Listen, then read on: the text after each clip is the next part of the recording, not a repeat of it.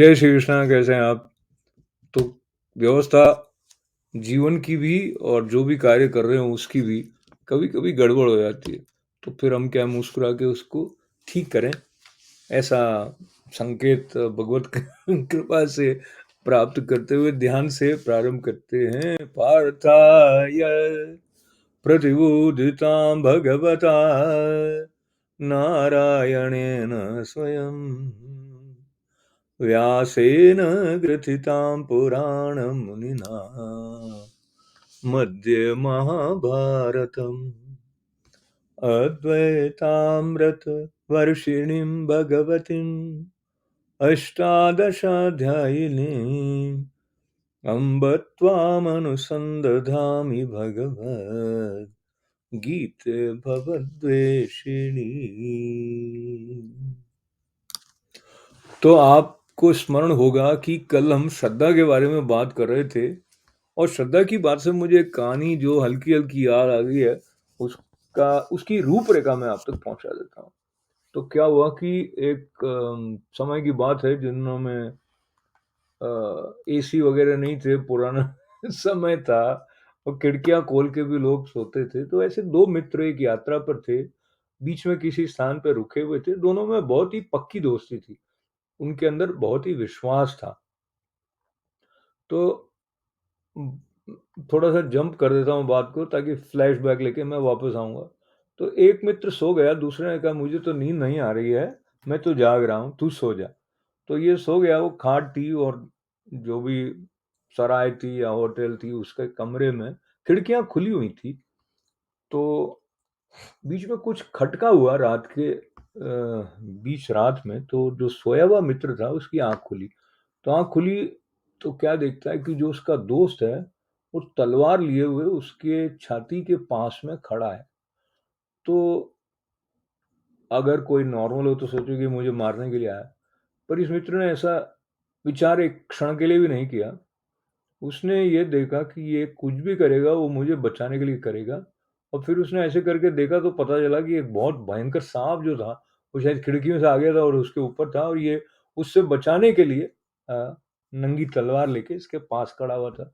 तो अब उसकी श्रद्धा थी तो उसने अपने दोस्त पर अविश्वास नहीं किया। जो श्रद्धा होती है उसको लेके विश्वास कभी डिगता नहीं है, ये बात पकड़ते हुए अभी जो 5वां छठा श्लोक है उसकी तरफ जाएँगे तो बात हमने पहले शास्त्रों के बारे में की थी और ये है शास्त्र के साथ एक विधि का पता चलता है कि कैसे जो कार्य संपादित करना है उसको किया जाना चाहिए। मनमाने ढंग से करते हैं तो क्या होता है? अगर हम राष्ट्र के बारे में बात करते थे कि भाई संविधान के अनुसार चलेंगे, तो संविधान नियम बताता है। ऐसे कहीं न कहीं बात आती है। आगे चलते हैं 5वें श्लोक की तरफ। अशास्त्र विहितं घोरं तप्यन्ते ते ये तपो जनाः दम्भाहंकार संयुक्ताः काम राग बलान्विताः। तो कहा जो मनुष्य ऐसा है कि जो शास्त्र विधि से रहित मन में जैसा है वैसा ही मन कल्पित घोर तप को तपते हैं, वो दंभ और अहंकार से युक्त और कामना के साथ आसक्ति और बल के अभिमान से भी युक्त हैं। 5वें श्लोक में भगवान ये कह रहे हैं कि शास्त्र का तो सम्मान ही नहीं कर रहे हैं कि शास्त्र ने जैसे आचरण करने के लिए बताया है उसको तो अलग रख दिया। उसको कहते हैं नहीं नहीं ये तो ठीक नहीं, अभी तो हमारा टाइम है और जैसे मन कर रहा है वैसे कर रहे हैं। ऐसे बहुत सारे लोग होंगे, हाँ, मतलब कम ही लोग होंगे जो शास्त्र के अनुसार जीवन में नैतिक मूल्यों के सहज रूप से प्रकटन की बात को समझ पाते हैं, क्योंकि एक सूक्ष्म स्तर पर होता है। जैसे सूरजमुखी का फूल जो होता है, वो क्या होता है कि जिस तरफ सूर्य का प्रकाश है वो उस तरफ घूमता रहता है। तो सहज उसका ऐसा स्वरूप बना हुआ है।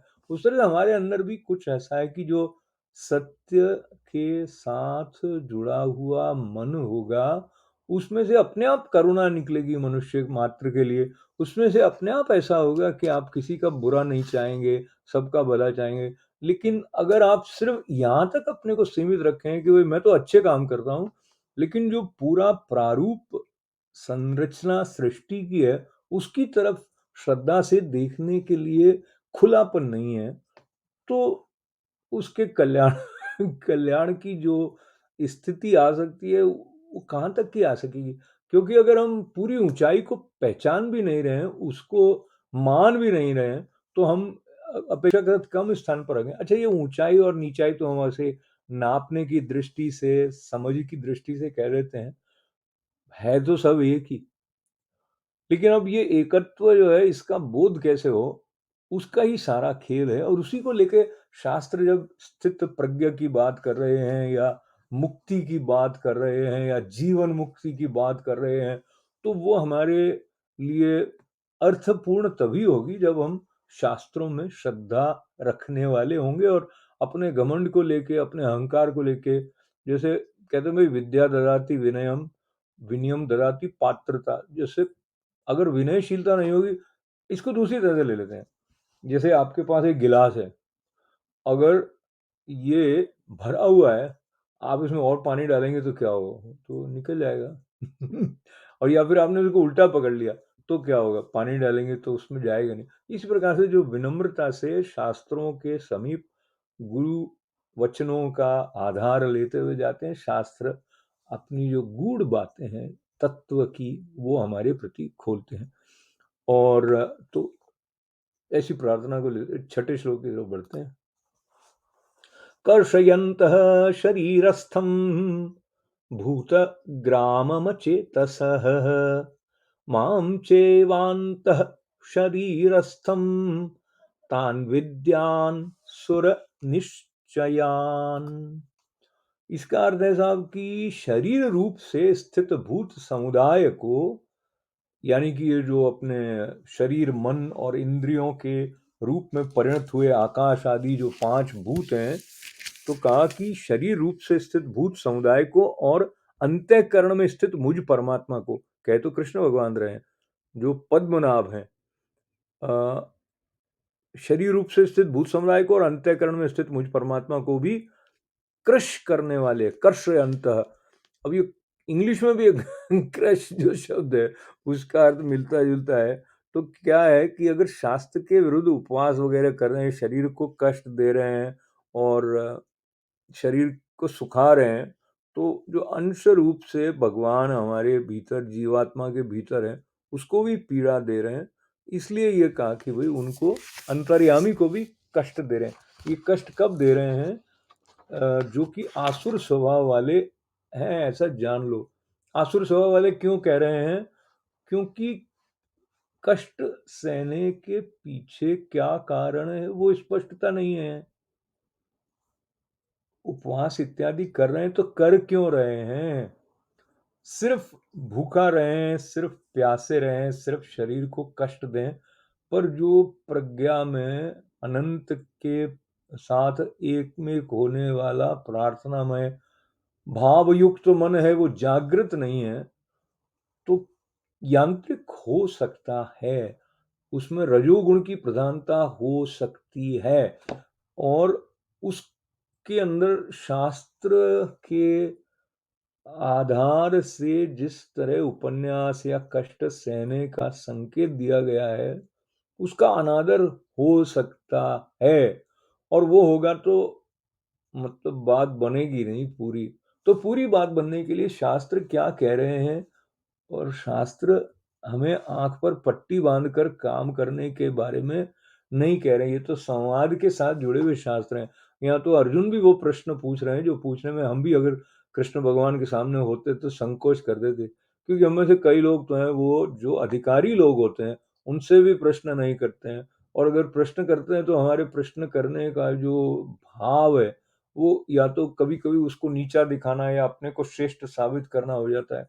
जो एकत्व के भाव के साथ में, जो समरसता के भाव के साथ में, जो संवाद का स्वरूप सनातन परंपरा में आया है, वो प्रजातांत्रिक मूल्यों से भी कुछ ऊपर बैठता है, क्योंकि उसमें पारस्परिक सम्मान भी है, स्वयं का सम्मान भी है, और किसी प्रकार का भय नहीं है।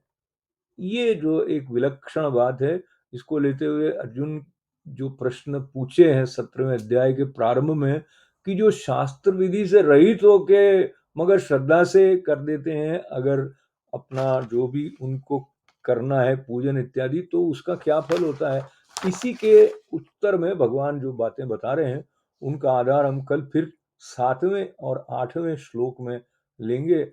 आज सबके कल्याण सबके मंगल की प्रार्थना के साथ लेते हैं विदा। बहुत बहुत सारा धन्यवाद है। ओम पूर्णमद पूर्णमिदं पूर्णात् पूर्णमुदच्यते पूर्णस्य पूर्णमादाय पूर्णमेवावशिष्यते। ओम शांति शांति शांति। जय श्री कृष्ण।